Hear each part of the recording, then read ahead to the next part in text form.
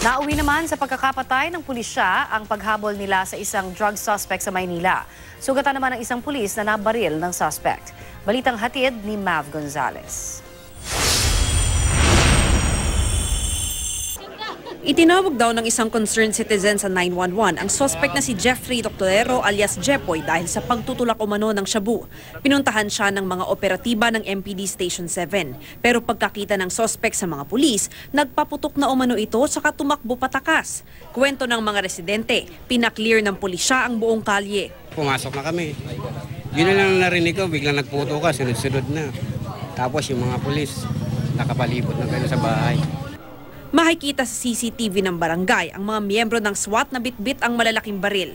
Mahigit 2 oras nagkahabulan hanggang matukoy na sa isang bakanteng kwarto sa Almeida Street nagtatago ang sospek. Madilim kasi yung isang bahay.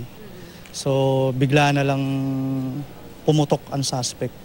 At si PO2 Acuña nga, siya yung lead scout ko eh. Siya yung nauna. So siya kagad yung tinamaan dito sa left side. Although naka-bullet vest siya, yung area ng tinamaan, hindi siya cover nung bullet vest. So after nun, nag-retaliate na rin kami hanggang nakita namin yung suspect. Arm siya ng mga malalaking armas. Ginagamot na sa ospital ang tinamaang pulis na si PO2 Johnny Acuña. Napatay naman sa engkwentro ang suspect. Nakuha sa kanyang isang Uzi, isang caliber 45 at 3 sachet ng hinihinalang shabu. Napag-alamang may mga kaso siyang murder at sexual harassment. Mav Gonzalez, GMA News.